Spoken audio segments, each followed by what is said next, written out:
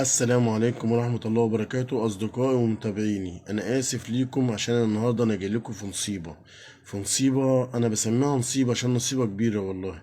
لأن ما فيش إنسان يقدر يستحمل اللي أنا هتكلم عنه النهاردة. يعني طفل مرمي في وسط الزبالة ومربوط في كيس بلاستيك أسمر. ده في شرع مين؟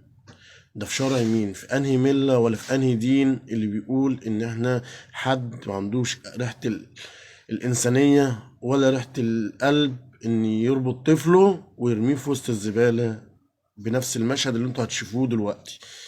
يعني انا والله مش عارف اقول ايه، بس حسبي الله ونعم الوكيل في كل اب او ام فكر يعمل بطفلهم كده. يعني الطفل ده لقوه من ايام قليلة جدا في الزبالة. عارفين يعني ايه في الزبالة؟ طفل صغير رضيع مربوط في كيس اسود ومرمي في الزبالة. شخص معدي يسمع صوت طفل بيعيط في الزبالة، بيبص ما تلاقاش حاجة، تلاقي كيس مربوط. جاب الكيس وبيفتح الكيس وبيقطع الكيس كده، لقاه جواه طفل. لا حول ولا قوة إلا بالله العلي العظيم، وحسبي الله ونعم الوكيل فيكي أو فيك يلي عملت في طفلك كده.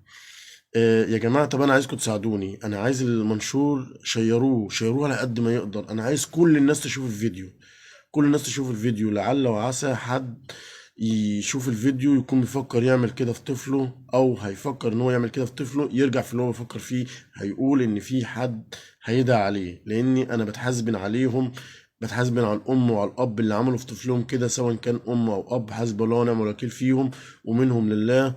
واكيد عمرهم ما هيكسبوا في الدنيا بسبب اللي عملوه في طفلهم. ساعدوني يا جماعة وشيروا الفيديو.